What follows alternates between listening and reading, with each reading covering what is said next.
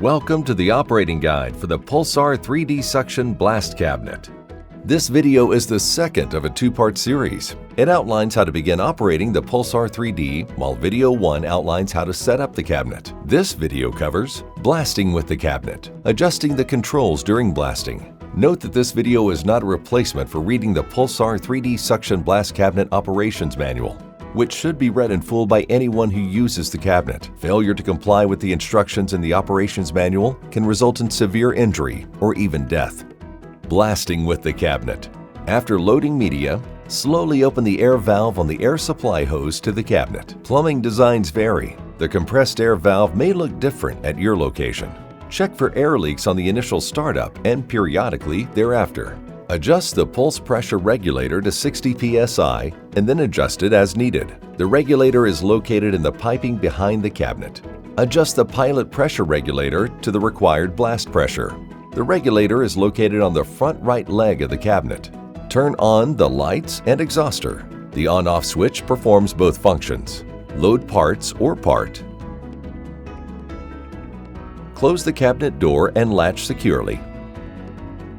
Insert hands into the rubber gloves. The blast gun may remain in its mount or be detached. If leaving the gun in its mount, adjust the mount's height and angle so the gun's nozzle points at the part or parts to be blasted. If detaching the gun from its mount, hold it firmly and point it at the part or parts to be blasted. Apply pressure to the foot pedal.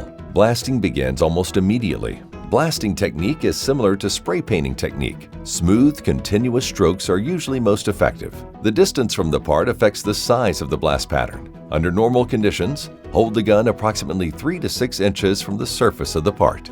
Note that the cabinet door is equipped with a safety interlock system, which shuts off blasting if the door is accidentally opened. Warning: shut down the cabinet immediately if dust discharges from the dust collector or cabinet.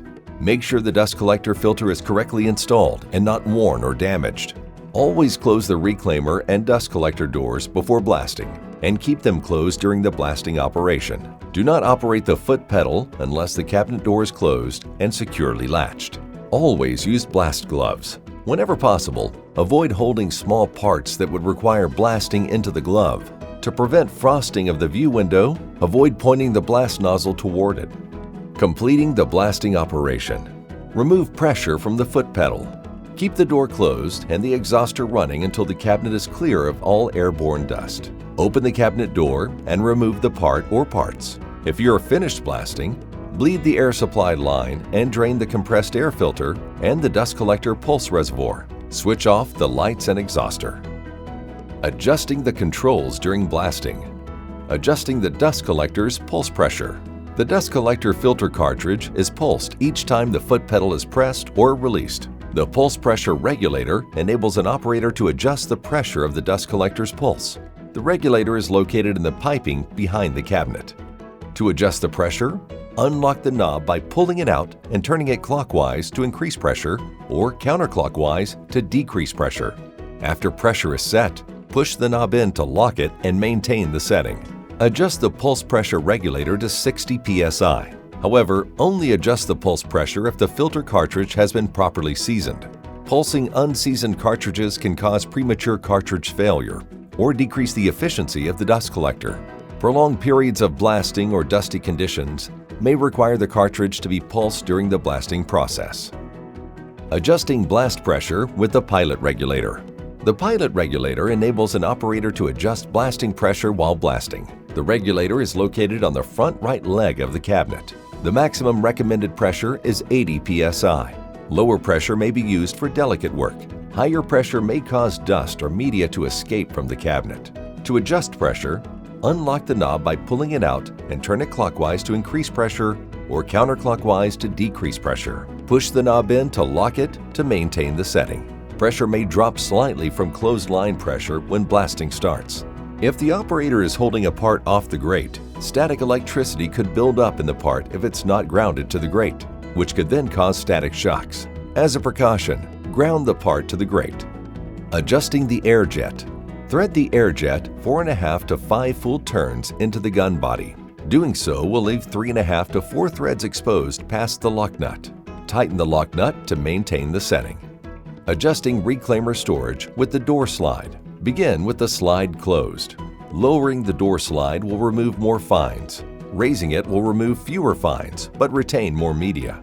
To remove more fines because too much dust is in the media, loosen the wing nuts and lower the door by no more than 1/16 inch increments. To remove fewer fines because too much good media is carrying over to the dust collector, loosen the wing nuts and raise the door by no more than 1/16 inch increments. After either adjustment, it may take a few cycles to remove the fines, so allow the media to go through several cycles before making further adjustments to the door's position. Changing media type. Purging the media hose.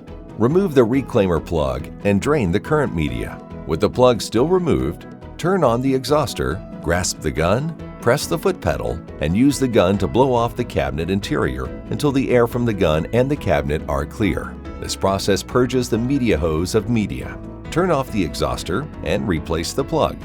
Correct operation of Klemco's Pulsar 3D blast cabinet is necessary to protect blast operators and others in the vicinity of the cabinet from blasting and inhalation hazards that can cause severe injury or even death. The purpose of this video series is to familiarize viewers with how to set up and then begin operating the Pulsar 3D.